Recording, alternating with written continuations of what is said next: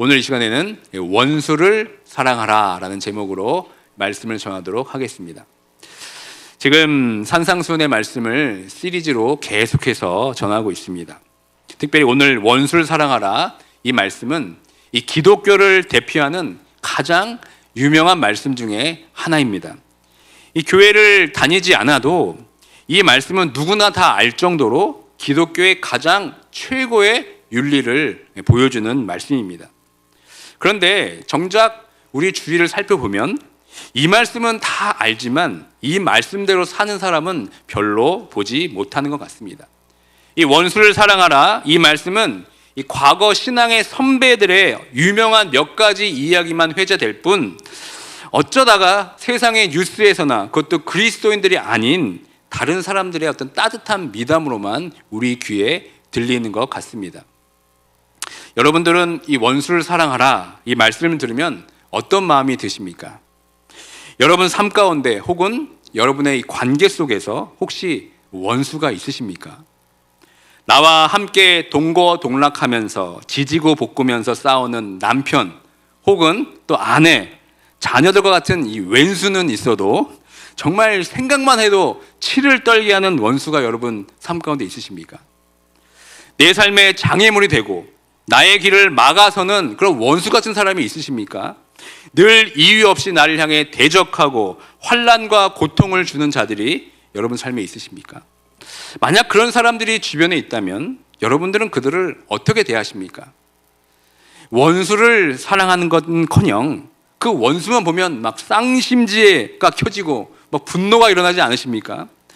어떻게든 그 사람이 천벌을 받았으면 좋겠다고 어떤 그런 앙심을 품고 있지는 않습니까? 아니면 내가 당한 대로 나도 언젠가는 꼭 갚아주겠다고 그런 복수심에 불타오르고 있지는 않습니까? 그러나 오늘 예수님께서는 오늘 말씀을 통해서 미워하지 말고 그 원수를 미워하지 말고 사랑하라고 말씀합니다. 그리고 너희를 박해하는 자를 위해서 오히려 기도하라고 우리에게 말씀하고 있습니다. 그런데 정말 내 삶에 그런 원수들이 있다면 여러분 이 말씀을 제대로 순종할 수 있겠습니까? 참으로 쉽지 않은 것 같습니다.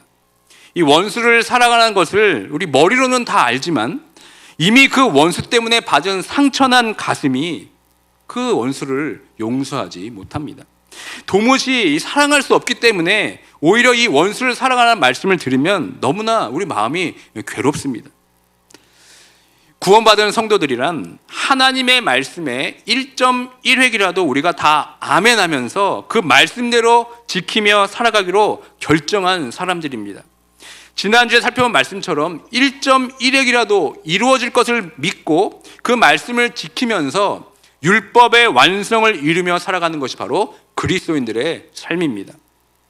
그런데 가만히 우리 삶을 돌아보면 내가 듣고 싶은 말씀, 내가 순종하기 쉬운 것은 아멘 하면서 지키고 순종하려고 하지만 내가 듣기 싫고 내가 하기 싫은 말씀에 대해서는 무시할 때가 참으로 많은 것 같습니다. 특별히 원수를 사랑하라는 이 말씀을 지키고 행하는 것이 유난히 더 버거운 것 같습니다. 사도 바울도 이 율법의 완성에 대해서 로마서 13장 8절에서 이렇게 선포하고 있습니다. 다 함께 로마서 13장 8절의 말씀을 읽도록 하겠습니다. 피차 사랑의 빚 외에는 아무에게든지 아무 빚도 지지 말라. 남을 사랑하는 자는 율법을 다 이루었느니라. 아멘. 사도 바울은 율법의 완성에 대해서 어떻게 말하고 있습니까? 이웃을 사랑하면 율법을 다 이룬 것이다 이렇게 말하고 있습니다. 그런데 여러분 예수님께서는 더 구체적으로 말합니다. 이웃 가운데서도 내가 사랑하고 싶은 사람들만 사랑할 것이 아니라 누구까지 사랑하라고 말씀하고 있습니까? 원수까지도 사랑하라 이렇게 말씀하고 있습니다. 우리 삶에 그런 원수와 같은 사람이 있다면 이 말씀을 들을 때 아마도 순종보다는 포기가 먼저일 것입니다. 이 말씀을 대하면서 고개를 절레절레 저으면서 나는 그렇게 할 수 없다고 아마 소리칠지도 모르겠습니다. 하지만 예수님께서는 우리에게 전혀 불가능한 일을 시키실 리가 없습니다. 우리에게 말도 안 되는 것을 요구하실 리가 없습니다. 그러므로 우리가 원수를 사랑하라는 이 말씀에 순종하기 위해서는 가장 먼저 내 마음을 주님께 솔직히 고백해야 합니다. 주님, 저는 진짜 그 사람을 사랑할 수가 없습니다. 저 원수 같은 사람을 제가 어떻게 사랑할 수 있겠습니까? 저 사람이 나한테 했는지 주님이 아시지 않습니까? 다른 사람은 제가 다 용서할 수 있어도 저 사람만은 못합니다 라는 이 절망의 고백을 주님께 우리가 드려야 합니다. 이것이 바로 원수를 사랑하기 위한 새로운 출발점이면서 시작점입니다. 나로서는 불가능하다고 판단될 때 우리는 결국 내 힘이 아닌 예수 그리스도의 힘을 의지하게 됩니다. 그것이 무엇입니까? 바로 기도입니다. 우리가 보통 언제 기도하게 됩니까? 평소에 평탄한 삶을 걸어갈 때는 우리는 기도하지 않습니다. 그러나 문제를 만날 때 하나님 앞에 나오는 연약한 존재들이 바로 우리들입니다. 결국 내 생각과 내 힘으로 불가능한 것을 깨닫게 될 때 우리는 기도의 자리로 나오게 됩니다. 예수님께서도 십자가에 못 박혀 죽기 전에 겟세마네 동산에서 밤새 기도하셨습니다. 그 십자가의 무게를 감당할 수 없어서 땀방울이 핏방울이 되도록 기도하셨습니다. 그리고 십자가에서 자신을 십자가에 못 박히게 한 그 원수들 위해서 이렇게 기도하셨습니다. 누가복음 23장 43절의 말씀을 우리 함께 읽도록 하겠습니다. 함께 읽습니다. 아버지여 저들을 사하여 주옵소서 자기들이 하는 것을 알지 못함이니이다. 그러니까 예수님께서는 자신의 죽음 앞에서 자기를 박해하고 자기를 죽음으로 몰아넣은 자들을 위해 기도하셨습니다. 그러니까 예수님을 따르기로 작정한 우리들은 이 예수님의 기도를 배우고 또 그렇게 기도해야 합니다. 이것이 우리가 원수를 위해 그리고 나를 박해하는 자들을 위해 우리가 기도해야 하는 이유입니다. 세상 사람들은 나를 박해하고 미워하는 사람들에서 어떻게 생각합니까? 어떻게 복수할까?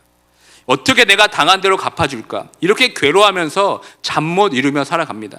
그러나 예수님은 우리에게 그렇게 말씀하고 있지 않습니다. 오히려 나를 박해하고 나를 힘들게 하는 사람들 위해 기도하라고 말씀하고 있습니다. 그렇다면 여러분, 나를 박해하고 나를 미워하는 사람들을 위해서 어떻게 기도해야 하겠습니까? 먼저 나를 박해하고 미워하는 사람을 하나님과 나의 기도의 관계 속으로 소환하면 됩니다. 그리고 그 사람에게 받은 상처와 아픔을 하나님 앞에서 여러분 쏟아내시길 바랍니다. 그리고 심지어 그 기도를 통해서 그 사람을 욕하고 또 비난할 수도 여러분 있습니다. 이런 기도를 우리는 시편의 기도에서 찾아볼 수가 있습니다. 시편 109편은 시편 기도에서 가장 강력한 저주의 시입니다. 그런데 여러분 그렇게 기도하고 하는 그 저주의 대상이 누구입니까? 바로 다윗의 원수들이었습니다. 안타깝게도 그들은 처음부터 다윗의 원수가 아니었습니다. 자신이 너무나 사랑하고 믿었던 사람들이었습니다. 이 시편에서 그 원수가 누구인지는 정확히 밝히고 있지는 않지만 아마도 그 원수는 자신이 가장 아끼는 아마 신하였을 것입니다. 아니면 자신이 가장 사랑하는 피부치 아들일지도 모르겠습니다. 다윗은 먼저 그 원수 같은 그들을 하나님 앞에서 소환합니다. 그리고 이렇게 저주의 기도를 드립니다. 그 내용이 시편 109편 6절부터 15절까지의 기도입니다.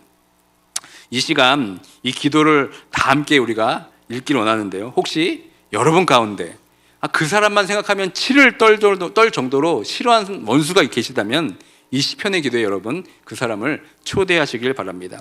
그 원수 같은 사람을 생각하면서 이 말씀을 함께 우리의 기도로 옮겨보도록 하겠습니다. 함께 읽습니다. 악인이 그를 다스리게 하시며 사탄이 그의 오른쪽에 서게 하소서.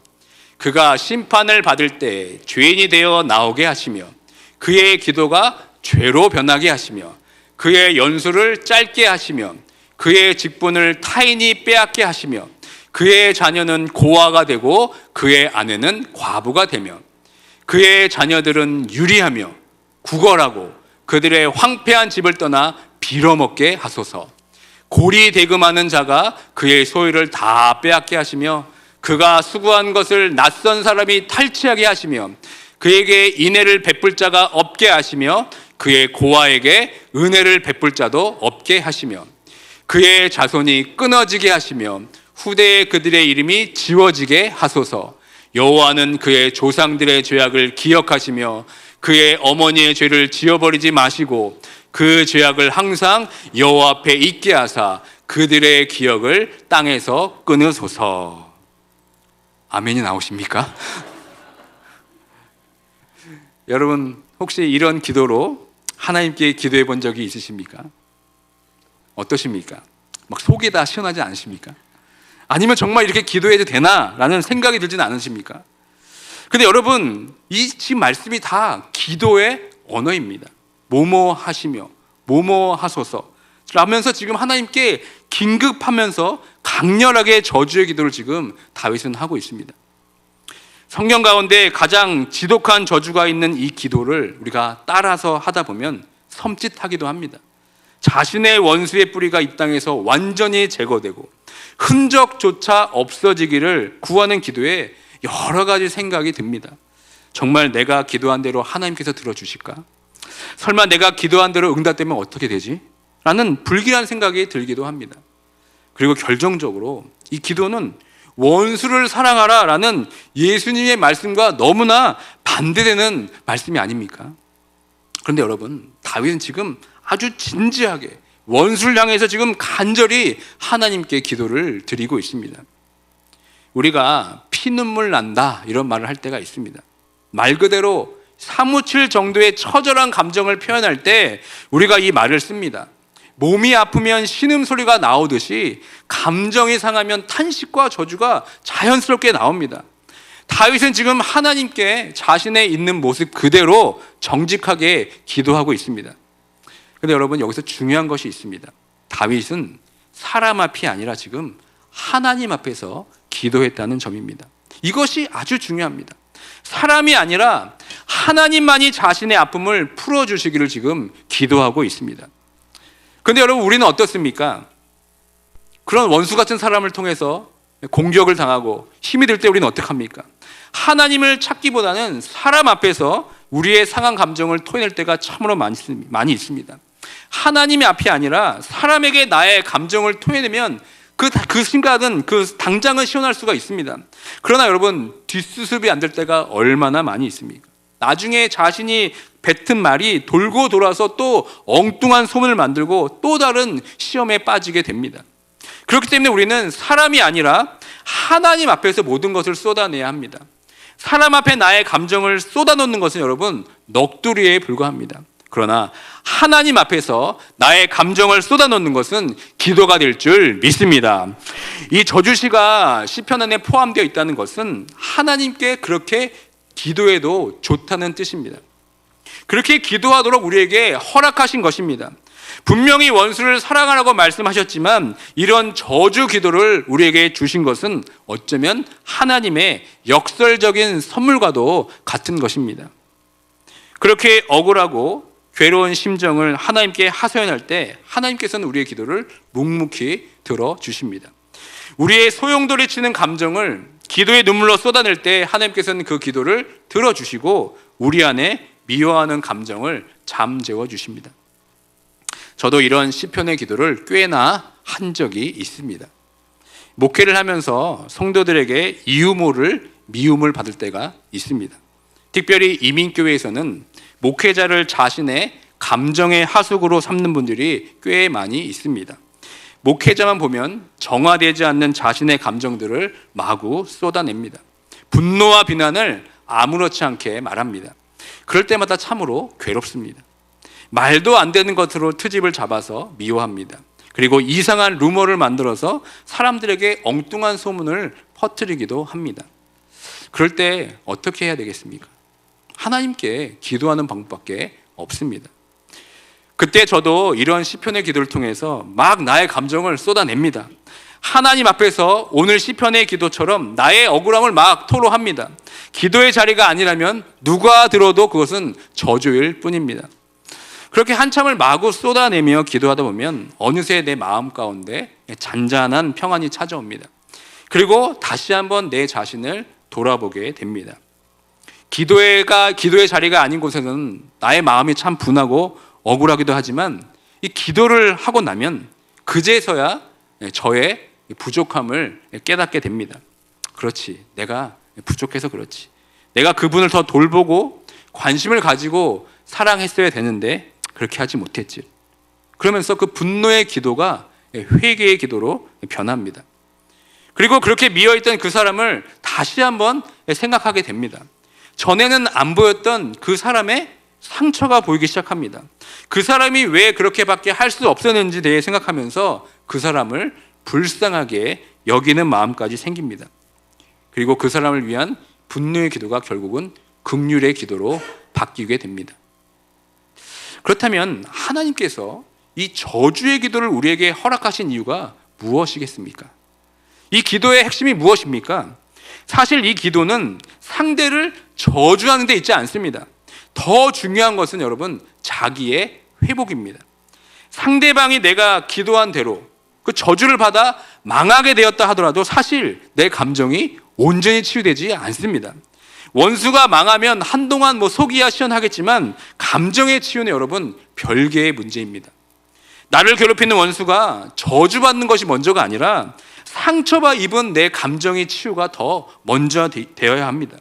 그렇지 않고 원수가 아무리 저주를 받은들 그것이 무슨 소용이 있겠습니까? 그렇기 때문에 이 시편의 저주의 기도는 원수가 망하기를 구하는 기도가 아니라 자기의 회복을 위한 기도입니다. 다시 말해 이 원수를 향한 저주의 기도는 결론이 아니라 과정일 뿐입니다. 그 원수로 인한 힘듦과 아픔의 감정을 다 주님께 쏟아놓으면 하나님께서 그 눈물을 닦아주시고 우리의 탄식과 한숨소리를 들어주십니다. 그리고 우리의 상처난 감정을 어루만져 주십니다. 여러분 가운데 정말 그러한 원수가 있다면 오늘 시편의 말씀으로 여러분 기도해 보시길 바랍니다. 여러분 그러면 정말 놀라운 일이 생깁니다. 나에게 괴로움을 주고 나에게 상처를 주는 그 사람을 긍휼하게 여기게 하십니다. 나를 박해하고 미워하는 자들을 떠올리며 분노와 억울함과 상처를 가지고 기도를 시작하지만 기도를 끝마칠 때는 하나님께서 우리의 마음을 평강의 옷으로 덧입혀 주십니다. 결국 그 사람이 바뀌는 것이 아니라 내가 바뀌는 은혜를 허락해 주십니다. 이것이 바로 기도의 놀라운 능력인 줄 믿습니다. 사랑하는 성도 여러분, 우리 스스로는 원수를 사랑할 힘이 전혀 없습니다. 그 원수를 사랑할 수 있는 힘이 내 안에 있는 의로는 불가능합니다. 여러분 삶에 여러분을 박해하고 미워하는 사람이 있으십니까? 그 괴로움에 힘들어하고 계신 분이 있으십니까? 일단 기도의 자리로 나아오시길 바랍니다. 해결되지 않는 감정 가운데 원망과 불평만 하지 마시고 그 원망과 불평도 주님 앞에서 기도로 토해내시는 모두가 되길 주님의 이름으로 축원드립니다. 그러면 하나님께서 우리의 용서의 마음을 주시고 긍휼의 마음을 주셔서 예수 그리스도의 그 사랑으로 그 원수 같은 사람을 용서하고 화해할 수 있는 은혜를 주실 줄 믿습니다. 그리고 더 나아가서 사랑하게 우리를 만들어 주십니다. 이러한 용서와 사랑의 은혜를 기도를 통해 누리시는 모두가 되길 주님의 이름으로 축복합니다. 아멘. 또 하나 우리가 살펴볼 것이 있습니다. 이것은 원수에 대한 또 다른 관점을 말하고 싶습니다. 내 편에서 보면 나를 미워하고 나를 박해하는 자가 원수지만 하나님 편에서 보면 사실 우리도 하나님과 원수된 자였습니다. 로마서 8장 7절의 말씀을 우리 함께 읽도록 하겠습니다. 시작. 육신의 생각은 하나님과 원수가 되나니 이는 하나님의 법에 굴복하지 아니할 뿐 아니라 할 수도 없음이라. 다시 말해 죄는 하나님과 원수입니다. 하나님의 법에 따르지 않고 내 마음대로 육신의 생각대로 살아갈 때 우리는 하나님과 원수가 됩니다. 그러니까 구원받기 전에 우리가 바로 원수된 자였습니다. 우리는 아담의 원죄로 인해서 거룩하신 하나님께 나아갈 수가 없었습니다. 그런데 그런 우리를 위하여 하나님께서 자신의 독생자 예수를 이 땅에 보내주셔서 십자가의 사랑으로 우리가 구원을 얻게 되었습니다. 그 예수 그리스도의 의로움이 내 안에 들어와서 예수 그리스도의 그 십자가 사랑으로 원수되었던 우리가 하나님의 자녀가 되었습니다. 로마서 5장 10절의 말씀을 우리 함께 읽습니다. 곧 우리가 원수 되었을 때에 그의 아들의 죽으심으로 말미암아 하나님과 화목하게 되었은즉 화목하게 된 자로는 더욱 그의 살아나심으로 말미암아 구원을 받을 것이니라. 아멘. 예수 그리스도의 그 십자가 사랑으로 우리의 씻을 수 없는 죄를 대속해 주셔서 죄 없으신 하나님께로 우리가 마주할 수 있게 된 것입니다. 아담의 원죄로 인해 죽을 수밖에 없는 우리들에게 하나님을 아버지라 부르게 하여 주시고 하나님의 아들로 입양시켜 주시고 양자 삼아 주셨습니다. 그 사랑을 로마서 5장 8절에서 이렇게 고백합니다. 함께 고백합니다. 그리스도께서 우리를 위하여 죽으심으로 하나님께서 우리에 대한 자기의 사랑을 확증하셨느니라. 아멘. 예수 그리스도는 죄로 인해 원수된 우리들을 위해 죽으심으로 말미암아 자신의 사랑을 우리에게 나타내셨습니다. 이것이 바로 예수 그리스도가 이 땅에 오신 이유입니다. 하나님과 원수된 우리를 사랑함으로써 예수님께서 십자가에서 율법의 완성을 이루어 주셨습니다. 그렇기 때문에 이 원수의 개념을 좀 더 넓게 생각한다면 우리를 박해하고 나를 미워하는 사람도 원수이지만 하나님께 등 돌린 채 하나님을 모르고 죄의 종으로 살아가고 있는 세상 사람들도 우리가 사랑해야 할 원수들입니다. 우리가 원수된 자로서 예수 그리스도의 사랑으로 하나님과 화목하게 되었다면 우리도 하나님과 원수된 자들을 위해서 예수 그리스도께서 보여주신 사랑으로 그들을 사랑할 수 있어야 되지 않겠습니까? 원수된 우리를 위해 자기 목숨을 십자가의 사랑으로 우리를 원수에서 자녀 삼아주신 그 사랑을 우리가 진정으로 깨닫고 감사한다면 구원받기 전 우리들처럼 죄로 인해 하나님과 원수가 되어서 복음을 모르는 사람들을 진정한 사랑으로 우리가 품을 수 있어야 되지 않겠습니까? 이것이야말로 여러분 진정한 이웃사랑이 아닙니까? 예수님께서 그런 원수들을 내버려 두지 않고 사랑할 때 45절에서 어떻게 말씀하고 있습니까? 함께 읽습니다. 이같이 한즉 하늘에 계신 너의 아버지의 아들이 되리니. 아멘. 이 말씀은 팔복의 말씀처럼 화평케 하는 자는 복이 있나니 그들이 하나님의 아들이라 일컬음을 받으리라 라는 말씀과 일맥상통한 말씀입니다. 예수 그리스도가 죄인들을 위해 화목제물 되어주셔서 죄로 인해 하나님과 원수된 자들을 하나님과 화해하게 해주셨습니다. 마찬가지로 우리가 받은 예수의 사랑으로 하나님을 모르는 그 원수들을 위해서 하나님께로 인도할 때 진정한 하나님의 아들이라 우리도 일컬음을 받게 되는 것입니다. 그런 걸 우리는 하나님을 모르고 복음을 모르는 자들에게 우리는 나아가야 합니다. 나를 미워하는 자들도 원수이지만 하나님을 등진 채 죄 가운데 살아가고 있는 사람들도 여러분 원수입니다.